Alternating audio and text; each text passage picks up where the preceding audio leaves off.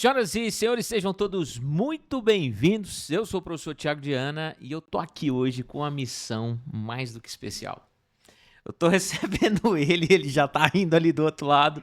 Eu tô recebendo ele, professor Marcelo Tavares. Seja muito bem-vindo. Rapaz, o Sigma Cast estava sentindo a sua falta, Thiago. O que houve? Você sumiu. Eu sumi. Então, e-mails, WhatsApp, manifestações aqui na porta do estúdio. Mas que bom que você está de volta. Eu queria agradecer todo mundo que pediu que eu voltasse. Eu tô bem feliz. Olha, tô legal. satisfeito. E eu tô mais feliz ainda, e não só de ter você, mas juntos para falarmos de um assunto maravilhoso. Pessoal, o tema hoje é sobre avaliação.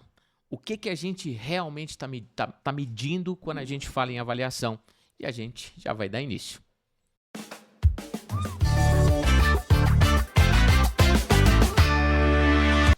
Então, Marcelo, a gente está falando sobre avaliação. Bom. Por que em geral, esse tema ele acaba sendo tão polêmico e às vezes complicado para o professor e também para a família? Vamos lá. A avaliação, a meu ver, ela faz parte daquilo que é o mais essencial do processo de aprendizagem. Você apresentou, discutiu os objetivos de aprendizagem e aí você precisa avaliar se o aprendizado aconteceu. Básico como isso, né? Você ensinou o seu filho a andar de bicicleta, mostrou para ele como é que é o guidão, como é que se senta no selim, aquela coisa toda, e há momentos de uma avaliação para ver se você já pode ficar tranquilo em deixá-lo andando de bicicleta pelo parquinho, tá? Você foi num ponto cirúrgico, por quê? Quando a gente fala de famílias, essa avaliação ela precisa estar extremamente contemplada e mais alinhada entre aquilo que a escola entende como a aprendizagem. Tá bom. Em outras palavras, o que para a escola do meu filho é um 7? O que para a escola do meu filho é um 8?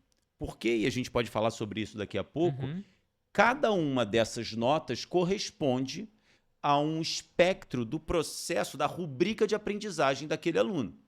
Então, assim, quando as famílias perguntam quanto você tirou na prova de matemática? Pai, eu tirei 7.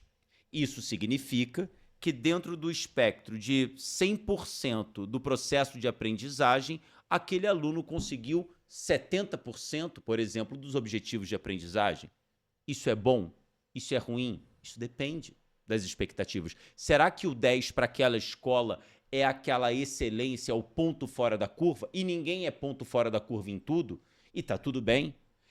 Se a média daquela escola é uma média 8, significa então que para aquela escola o espectro 8 é aquilo que nós esperamos que a boa parte dos nossos alunos alcance. No final das contas, o que eu estou querendo colocar é o seguinte: não existe uma referência pronta e homogênea e não existe a mesma referência para todas as escolas. É por isso que o processo de aprendizagem ele gera tanta confusão por parte das famílias. E talvez, assim, e aí o que você está falando é muito importante.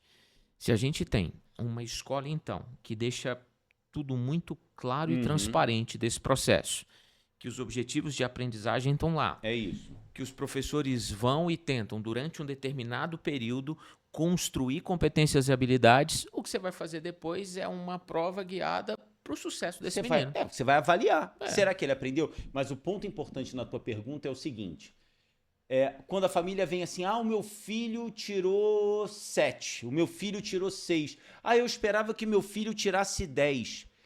Essas expectativas, elas não podem ser fruto da visão anedótica, do viés de cada um. O meu filho é inteligente, por que ele não tirou 10? E aí existe uma revolta, mas meu filho é um garoto de 10, mas o que significa ser um garoto de 10, uma garota de 10? O meu ponto todo é que não existe uma referência una para todas as situações de aprendizagem. Todas as famílias que têm interesse em entender um processo avaliativo das escolas dos seus filhos deveriam se perguntar assim: qual é a rubrica?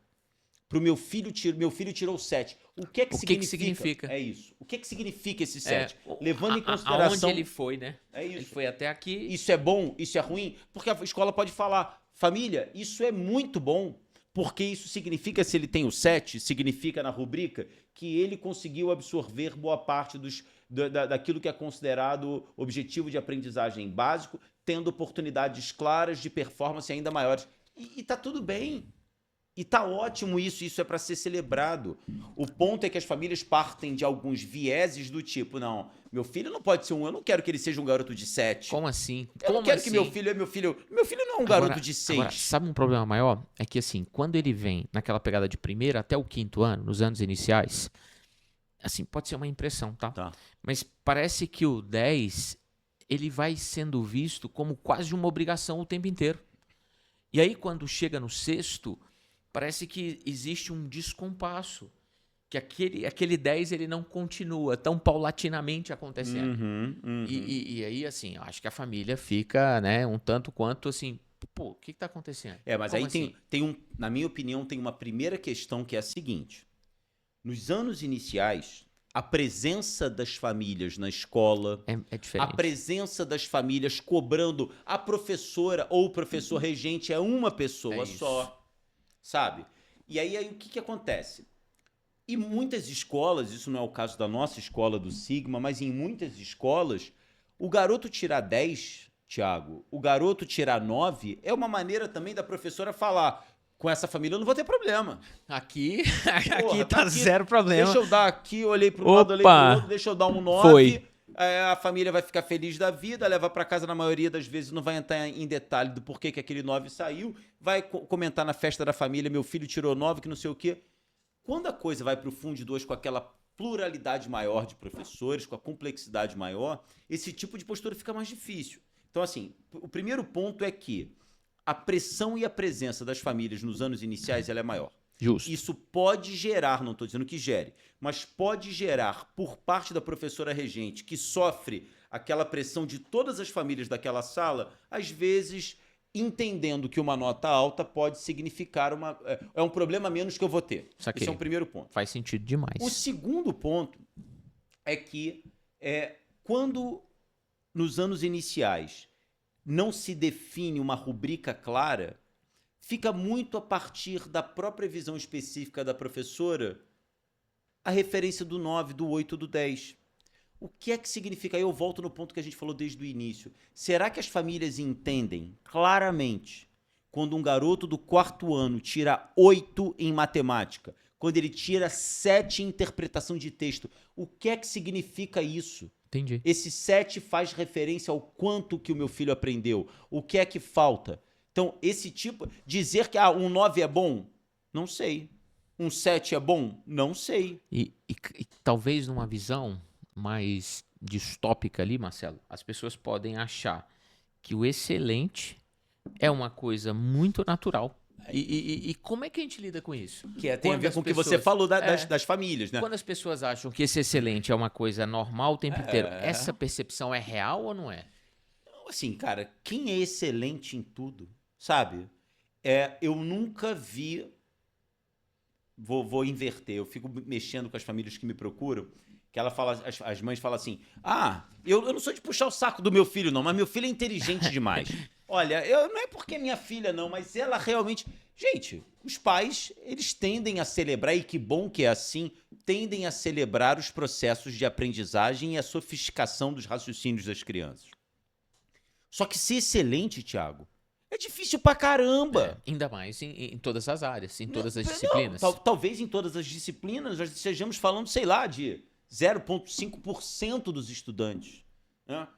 Os pais podem fazer uma autoanálise das suas próprias perspectivas dentro do ensino médio quando eles foram do ensino médio. Será que a mãe que nos escuta agora, ela era boa em português, matemática, história, física, química, biologia? Não. Então havia coisas que eu era melhor, havia outras coisas que eu tinha que me esforçar mais. A gente acredita que a aprendizagem ela pode acontecer para todo mundo pode melhorar. Tem gente que vai melhorar de 9 para 10, tem gente que vai melhorar de 5 para 6, mas a referência, você falou um ponto muito legal. O problema é que essas famílias que ficam na cobrança do 10 o tempo inteiro, elas, por um lado, banalizam o 10. Cara, quando você tira 10, quando a gente fala assim, gabaritou, significa que tu acertou tudo. É pra parar, né? Pra ser um evento. Acabou, meu irmão. Se para, vamos olhar pra isso aqui. Acabou. Gabaritar, meu irmão. Quantas vezes a gente gabarita na vida? Em qualquer coisa. Qualquer coisa. Gabaritei sei lá, gabaritei, fiz uma viagem com a minha família, gabaritei. Porra, tu não teve um problema. Tu não teve uma questão, um erro. Um perrengue, tu gabaritou, tu tirou 100. Isso. Pô, isso não acontece na vida. É. Sabe? Então, as famílias que ficam nessa exigência do 10, ou elas criam uma banalização do 10, porque aí a criança vai dizer o seguinte, a gente pode falar disso daqui a pouco. E minha mãe acha que eu sou do 10. Eu não vou pegar desafio pra mim, porque eu tenho que ficar na zona de conforto. Olha a mentalidade que está sendo criada nessa criança. Dela falar assim, eu não vou buscar novos desafios, não, porque mamãe acredita que eu sou o... E se eu não for mais, E se eu não for? Então deixa eu ficar aqui na zona de conforto, que esse aqui eu já domino, eu já tenho 10. Isso é muito forte. Isso é horrível. Então, as famílias fazem isso, elas banalizam o 10. E a outra coisa é criar esse comportamento, essa ansiedade. Porque por que a gente percebe que nos 6º, 7º anos a gente via há algum tempo crianças chorando à véspera da prova? Nem viram a prova, mas estão chorando, estão nervosas, sabe por quê? Porque em casa a família diz, mas você é do 10, você é do 10, você é inteligente demais. Como assim? Você já tirou 10 lá Você em já outro tirou momento? 10, Você vai tirar. Aí a criança, eu tô falando de uma criança que chegou no 6º ano com 9, 10 anos. Ela tá nervosa, porque mamãe falou que eu vou tirar 10, mas eu talvez, eu não sei se eu aprendi tudo. E é verdade. E aí olha que doideira, assim, se isso não for muito bem conduzido, essa nota baixa e esse possível erro pode ser tratado como um fracasso imutável. É isso, cria uma crença limitante. Ela aí, vai levar isso pro resto da vida. Não, aí ela vai acreditar que é impossível que ela consiga se desenvolver ali. Exatamente. Caramba. Exatamente. Pô, a diferença, eu sei que é difícil, mas vamos lá, você fez 3 perguntas. A primeira pergunta é, o que é o 6, o que é o 7? Se a família entende o que é o 6 e o que é o 7, o que é um 8, o que é um 9, a família vai dizer assim, ai papai, eu não tirei 10, minha filha. Bem-vindo ao mundo real. Dificilmente você vai tirar muitas notas 10 na vida, em qualquer aspecto da sua vida. E talvez uma pessoa, possa estar indo longe, tá? Uma pessoa dessa, que banalizou esse 10 o tempo inteiro, imagina o profissional que vai ser. Não, aí foi esse primeiro ponto. Pô. Segundo ponto, quando a família tem essa clareza, o garoto vai chegar com um 6 e com um 7, porra, muito bom, cara, legal. Tô vendo aqui que o 7 significa que você aprendeu até 70% dos objetivos. Pô, 70%? Caramba, que legal. Significa que de 10, 7 você aprendeu. Que bom. Vamos tentar entender o que pode acontecer pro 8? Vamos lá? Vamos tentar? Então você celebra, você faz com que a criança, com que o aluno, a aluna, eles se sintam confortáveis com o processo avaliativo. Ele entende que é um processo e que aquilo não está dizendo quem ele é. Muito bom. Está dizendo só naquele momento. E o terceiro e último ponto. Você passa, foi exatamente isso que você falou, você cria na criança, né, que vai se tornar um jovem depois um adulto, uma mentalidade de dizer, gente, eu não vou ser 10 o tempo inteiro e tá tudo bem, mas eu vou me esforçar, eu vou entender o que eu preciso fazer para conseguir chegar lá. Mas isso é engraçado, porque parece que tem uma áurea mística nisso, né? De que não pode não ser 10, de que tem que ser sempre assim. Que é o processo da avaliação, cara. E sabe um negócio mais curioso ainda, Marcelo? Acompanhando os estudantes do ensino médio, que fazem muitos exames externos, às vezes o cara que está indo na escola em uma determinada nota, e às vezes uma nota alta, nem é o cara que lá fora vai necessariamente tirar a maior nota. Isso aí. Depende de... Tem escolas, isso que a gente deu o exemplo, né? De que muitas vezes, para um professor ou para uma professora, uma nota alta resolve um problema, já não vou ter pressão dessas famílias aqui, Sim. Deixa eu dar um 9, que é menos família batendo na minha porta. Faz sentido. Você vai criando um cenário ilusório. Só que, meu camarada, um dia a realidade cai. Né? Essa bolha, né?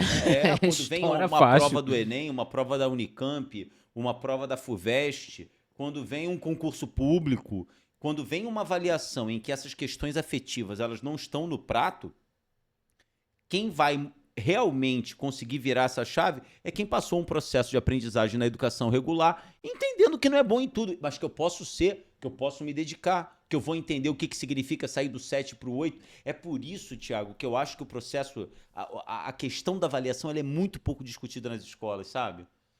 O que eu estou avaliando, quais são os objetivos de aprendizagem, qual é o aluno que eu quero formar. Ora, se eu quero formar um aluno que vai sair do 7º ano fazendo A, B e C, será que eu estou ensinando ao meu aluno e avaliando esse processo de crescimento em torno desses conceitos?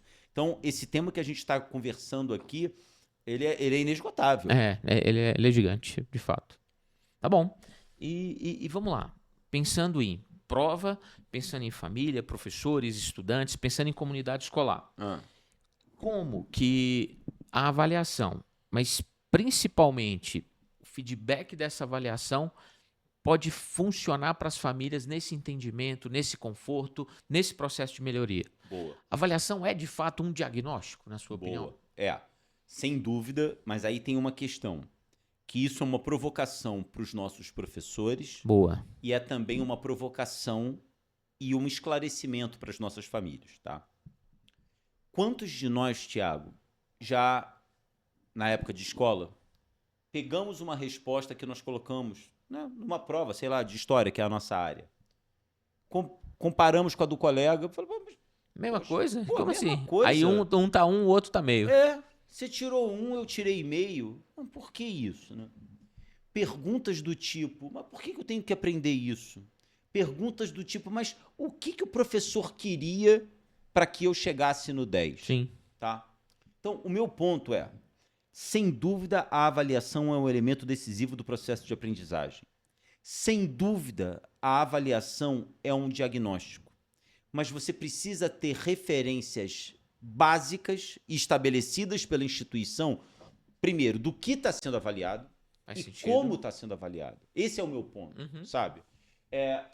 Vamos lá, vamos dar um exemplo para as famílias que nos ouvem entender o que eu quero dizer.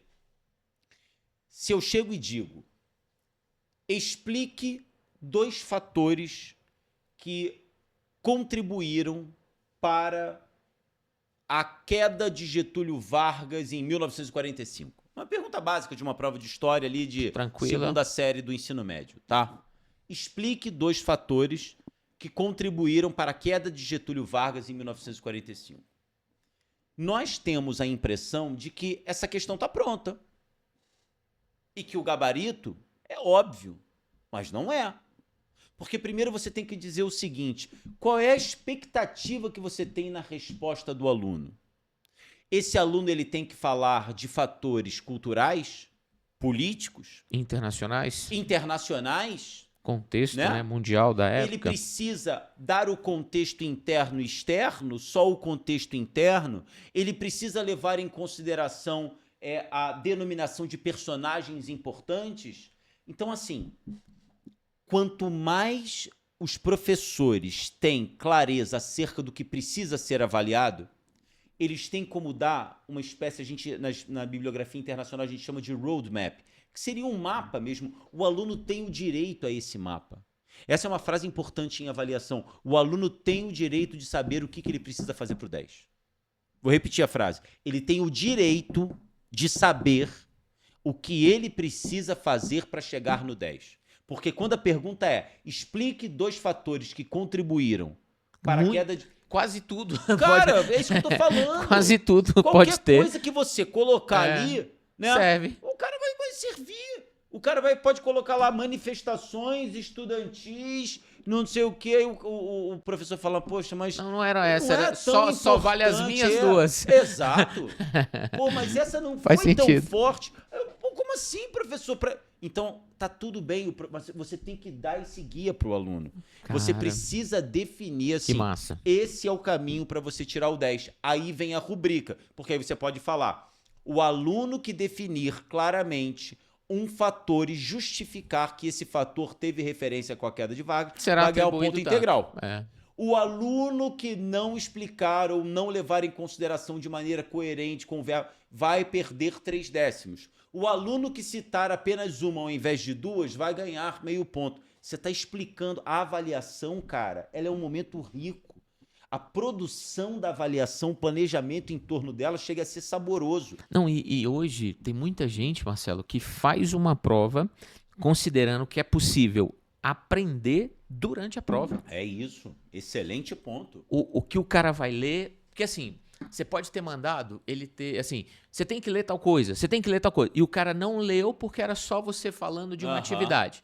Mas eu duvido, é muito pouco provável que na hora da avaliação eu não vou ter a atenção extrema daqueles meninos. Claro. E aí eu coloco lá uma bibliografia importantíssima. E aí eu coloco lá um gráfico, a imagem, o relato. E o moleque fala, cara, descobri a resposta por causa desse gráfico. Aí tem professor ou professora que diz, Mas eu nunca vou deixar uma resposta pronta aqui no gráfico. Então não põe o gráfico. Se o gráfico não ajuda a chegar à resposta, não precisa do gráfico. Se o texto não está ajudando, é só para encher linguiça. Se o texto não está ajudando a encontrar a resposta, não coloque o texto. Não serve para nada. Então, quando você pergunta sobre o diagnóstico, a avaliação, quando você, voltando no teu ponto do diagnóstico, eu entendo que o aluno perceber fatores que levam à queda de um determinado presidente, no caso do Vargas lá, que é uma discussão, mas que na prática renunciou, ele renunciou em 45, né? Alguns falam, mas foi derrubado. E pode ser visto como derrubado, né? Pressão militar, mas de qualquer maneira. Eu quero que o meu aluno tenha uma visão acerca dos fatores políticos, econômicos e sociais que pressionam um determinado governo, levando à possível renúncia do presidente. Pô, isso é bacana pra caramba. Isso é muito bonito. É aí que tá. Dane-se se é Vargas. Não, e se ele consegue fazer pra isso... É isso. Ele consegue na matemática. Então, a avaliação é isso. Você avalia... Quando você diz que você está avaliando a performance do aluno dentro dos objetivos trabalhados e dando a ele um guia claro de como alcançar aquilo. Prova que o aluno não tem clareza sobre ele pode não saber a resposta. Ele pode não saber a resposta. Isso eu não sei, não estudei, não aprendi. O que é complicado, né? Porque quando um professor cria uma prova, ele precisa, na educação básica, ter a certeza de que aquele processo de aprendizagem aconteceu. Mas o meu ponto é, quando o aluno ele faz uma prova e tira um 7, ele precisa olhar para aquele 7 e falar, entendi, eu tirei o 7 porque eu vim até aqui na aprendizagem proposta pelo meu professor. Página 3 eu não cheguei. Essa parte aqui não ficou claro para mim, eu tenho como melhorar. Porém, pela rubrica que o meu professor apresentou, esse 7 demonstra que eu já tenho o conhecimento básico, eu posso me dar por satisfeito. Não vai ser o ponto focal dos meus interesses agora. Massa. E completando essa coisa de avaliação, a gente fala muito em avaliação formativa e somativa. E eu vejo que às vezes isso não é tão cristalino para as famílias e para os professores. Isso importa? O que é formativo, somativo e como que elas nos ajudam de alguma forma? Cara, essa é uma discussão muito legal. Eu acredito que nem todas as instituições estão prontas para isso. Tá bom. Tá? Mas num conceito básico, a avaliação formativa é a avaliação que cria diagnósticos acerca do processo de aprendizagem. Tá Vou bom. dar um exemplo. Vou voltar na bicicleta. Boa. Tá? Vamos lá. O que é uma avaliação formativa? Você explicou para o seu filho a importância de colocar o tronco ereto e de olhar para frente buscando o equilíbrio. A avaliação formativa, ela está o tempo inteiro, enquanto ele está treinando a bicicleta, a avaliação formativa está olhando, o tronco no ficou melhor. No percurso, o tronco não está legal, aqui você levanta mais, beleza, agora foi. Olha, todas as vezes que você pega esse terreno aqui nessa grama, você está encolhendo o tronco, isso não está... A avaliação formativa é aquela que, ao longo do processo de aprendizagem, enquanto ele ocorre, permite ao professor identificar o que está funcionando, o que não está e, quem sabe, remodelando as estratégias de ensino. Eu gosto da avaliação formativa, é pensar o seguinte... Isso é bom, hein? A avaliação formativa é quando você está dando feedback para o aluno acerca do que ele precisa melhorar para conseguir uma performance cada vez melhor, sem valer nota. A gente faz avaliação formativa o tempo inteiro, Thiago.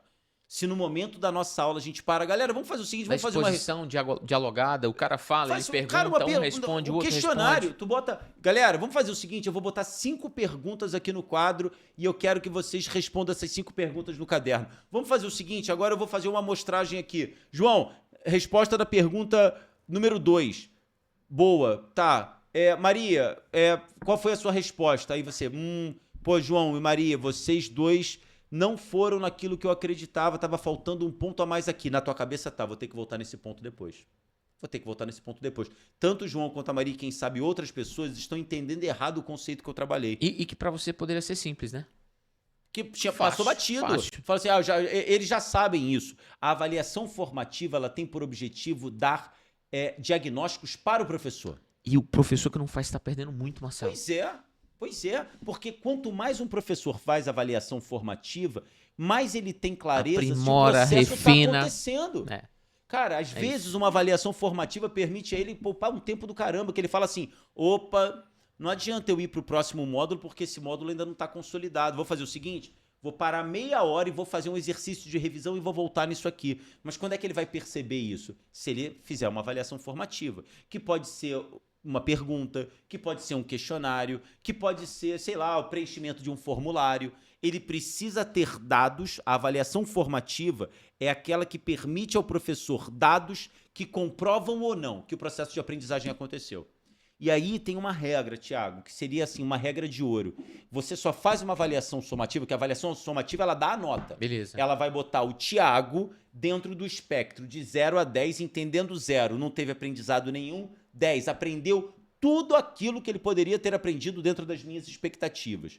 Cara, eu só posso fazer uma avaliação somativa com você que vai te colocar num espectro no momento em que eu, depois de uma série de avaliações formativas, diga, ele está pronto. Entendi, Ele pode né? até não acertar tudo. Foi concluído esse processo Pô, aqui. foi concluído, sabe? Nossa. Pensa, quer ver, eu vou sair da bicicleta, vou pro teste lá, para tirar carteira de motorista. Sim. Né? O que é uma avaliação formativa? Eu tô andando com você, não tô te dando nota. Ó, o pé na embreagem. Pô, pé na embreagem, meu vamos camarada. Lá, não, Pô, a marcha. Isso. Pô, tá arranhando a marcha, cara. Cara, tu tá esquecendo. Entra, primeira coisa, põe o cinto de segurança. Pô, virou a chave, passa a primeira marcha, depois abaixa o freio de mão. Essas coisas, você não tá dando nota pro cara, tu tá dando feedback pro cara e ao mesmo tempo você tá criando diagnóstico. Pô, ele ainda não aprendeu a questão da seta. Sabe o que eu vou ter que fazer na aula que vem? Eu vou parar ali no estacionamento do Parque da Cidade, vai ser só seta. Vai ser só seta, meu camarada. Faz sentido demais. Pô, e aí depois quando você fala assim, tá pronto. Agora pode ir. Pô, já fiz as avaliações formativas, a gente já testou. Pô, vamos fazer a tua prova. Você pode até não passar, ou você pode não gabaritar, mas eu sei que você passou pelo processo que te permitiu ser aferido em relação a esse conhecimento. Legal, legal demais. Pessoal, é uma conversa muito boa, mas a gente está chegando na reta final do nosso SigmaCast. E sempre que é a reta final, a gente tem um momento importantíssimo, aquele momento das últimas dicas. Então a gente vai para o Sigma Dicas, Marcelo falando 2 dicas dessa conversa, ele é o especialista desse negócio hoje, e eu fico com a minha única e somente uma e preciosa. dica. E preciosíssima dica. SigmaCast, vamos nessa.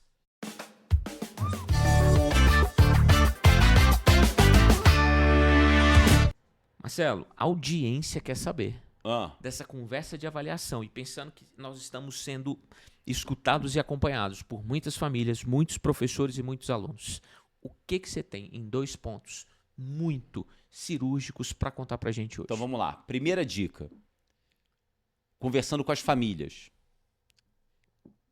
A nota, ela não é nada sem um indicativo da rubrica ao que aquela nota representa. Boa. Um exemplo.